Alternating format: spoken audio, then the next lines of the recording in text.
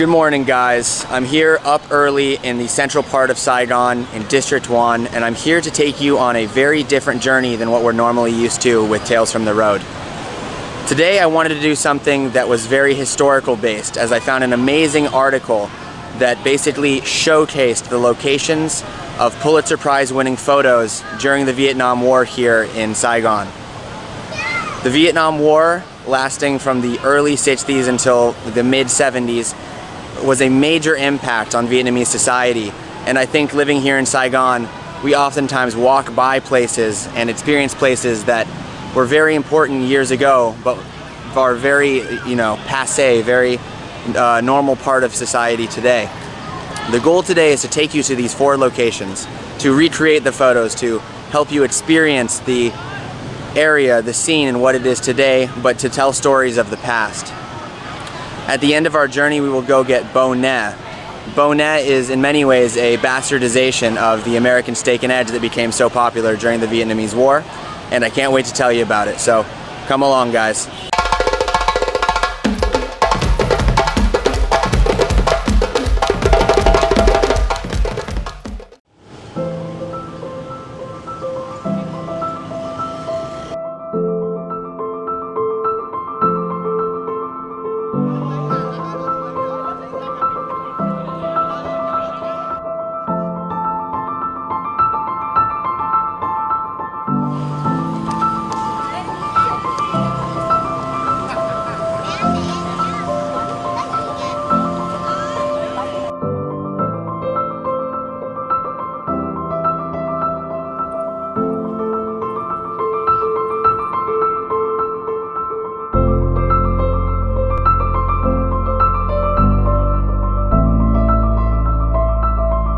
Our first stop on today's recreation of Pulitzer Prize winning photos in Vietnam, especially here in Saigon, is the last helicopter out of Saigon picture. Now, this picture was very famous for a lot of reasons, but the story behind it is quite incredible. The Americans knew that they were going to lose the Vietnam War, especially as the northern Vietnamese were coming closer and closer to Saigon. It was only a matter of time until the Americans had to figure out a way to get the hell out of there, for lack of a better term. The last helicopter out of Saigon picture holds a very interesting story behind it, in that as the Americans were understanding that in the late part of April 1975 that they were definitely going to lose, they had to figure out how to get everybody out safely that was American, but most importantly also to help protect the southern Vietnamese, the many tens of thousands of families that had supported the Americans during the war, because they knew that when the northern Vietnamese rolled into Saigon, the fate for those people would not be good. There was a massive operation which basically ended at this, maybe you guys can see it, it's this little thing called Katinat above here. There's a small building, I'll point it out on the video, but essentially what happened was there was an operation called Frequent Wind, where the Americans over maybe like 10 days ended up getting just about 6,000 Americans and Vietnamese out of Saigon and headed back to the United States via Okinawa. The significance of this is that they planned to basically airlift the majority of the people out through the airport here, but just as they were preparing to get everybody out, the North Vietnamese ended up bombing the airport, so the only option was helicopter transport. Obviously, helicopter transport is risky because of the stability of helicopters, but also with the amount of people that they just needed to move. I read in an article it said over 5,500 Vietnamese were airlifted out of Saigon back to the United States, along with the 1,000 different American diplomats, American soldiers, military advisors. And they ended up using this building specifically, which many people thought was part of the American embassy, but actually ended up being a CIA hub operating center for the American military. Very cool. Probably the most unique part about this place is that it's pretty unassuming. You would never know it's there just by looking at it, and it doesn't have a lot of, I would say, historical interest today. Behind me here we have the Notre Dame of Saigon, and then the very famous post office that I took you guys to in a different episode.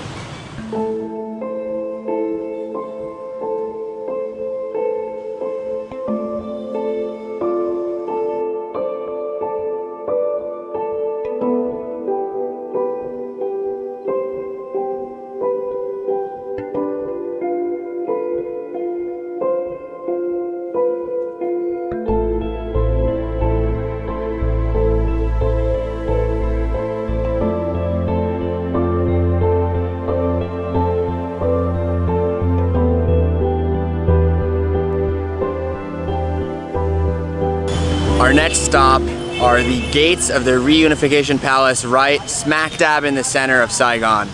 The Reunification Palace here in Saigon, which you can see here, is a reconstruction of basically a early French building called the Independence Palace, which was this really swanky, beautiful French building. They thought in the 60s to update it, so the South Vietnamese government bulldozed it and then put up a new kind of modern interpretation of what a president's or an Independence Palace looks like. The South Vietnamese government, run more or less by Le Duan, who was known as both a leader of the South Vietnamese but also kind of a brutal dictator in his own regard, set up by the Americans, ruled much of South Vietnam from here for a long period of time before his assassination in the late 60s, early 70s. These gates are super important because this is the location where the Vietnam War ended. The Northern Vietnamese forces rolled tanks through these gates, as you can see right here, and that signaled the end of the South Vietnamese government.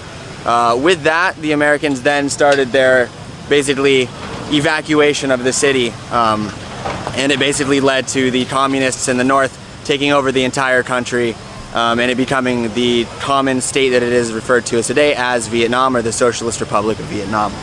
In the past, tanks were rolling through here. Now, it's kind of like a parking lot. How things change. I've just arrived at stop number 3, and I will preface this: if you don't like violent photos or you don't like disturbing images, this is probably not the part of the video for you. So I gave you some warning.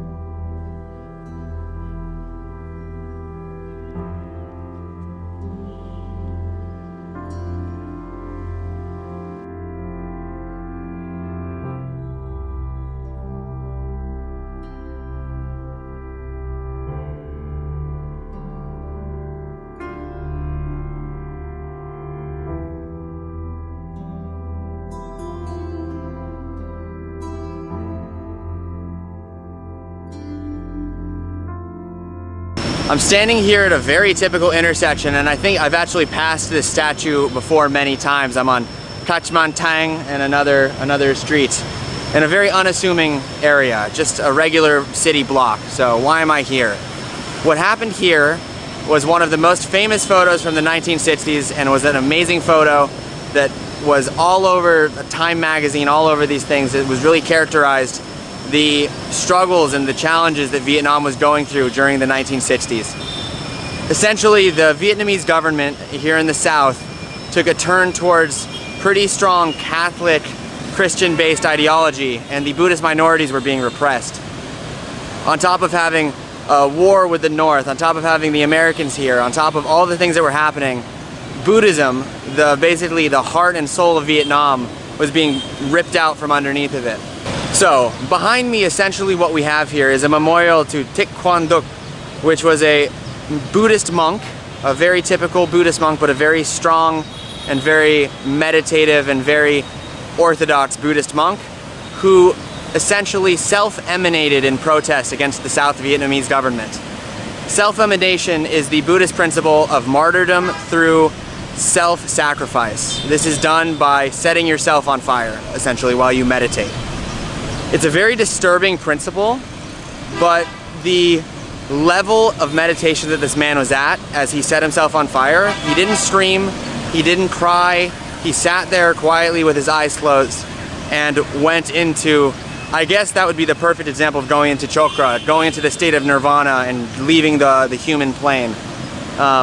When you don't believe in Buddhist meditation, or if you don't believe in this Eastern medicine and mindset, sometimes when you watch that video, or when you watch videos of Buddhist monks setting themselves on fire, or you see this famous picture, there's something kind of non-human about it, in the fact that they're taken away from all emotion that kind of comes with setting yourself on fire. Many people go into death fearing everything about it, and he went in zen and calm and rational, which I think is incredibly mind-blowing in a very significant way. So let's go look at the memorial. So here we are on the backside of the memorial, and here you can see, basically this is the famous scene with the car, and this is Thich Quang Duc setting himself on fire. this is a very powerful memorial. I haven't seen anything really this serious. Just typically they're quite communist here, but this is a whole different situation. And you can see the beautiful work that they did with this memorial here, the really organic use of the flames and with this steel kind of background. You can see here the oppression of the Buddhist people by these really fascist looking military men. It's very powerful.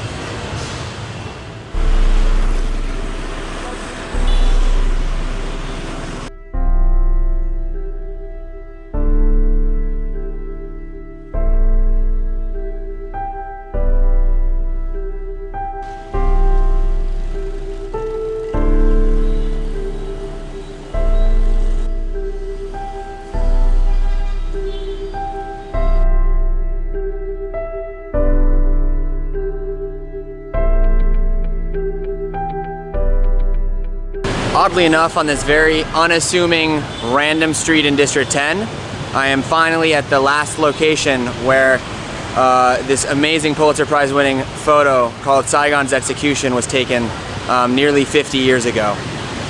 What happened at this very location was a Viet Cong soldier was captured and tried for war crimes by the South Vietnamese army.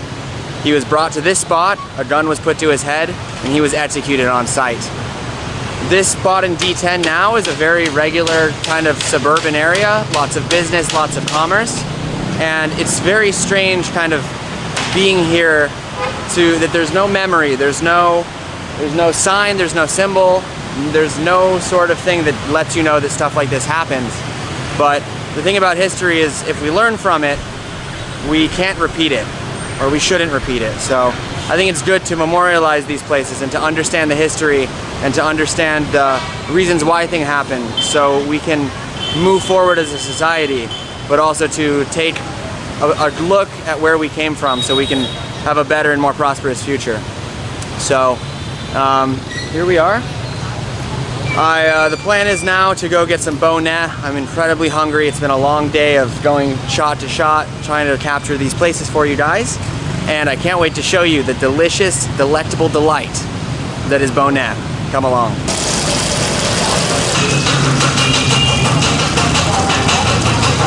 Okay guys, so we're at our last stop now. We're eating bo net. So I referred to bo net as bastardized steak and eggs. Bastardized not in a bad way, but in a fantastic way. We can use the word Vietnamized, I don't know, whatever you want to call it. So bo net, essentially an egg, beef, grilled in some margarine, served in a cow, served up with some crunchy bread and a side salad, and typically we got some soda as well. It's probably the best Vietnamese food that you've never heard of, so I'm super happy to share it with you. So there's nothing to do but give it a try. How does it taste? You get a nice piece of beef. Can you guys see that? Look at that. There you go. People do it lots of different ways. You get there's an uncle, he's really interested in what I'm doing here.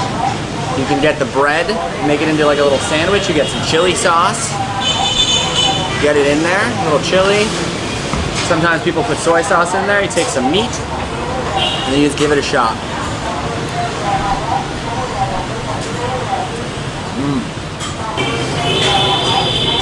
Give it a little runny egg dip. Super, super tasty.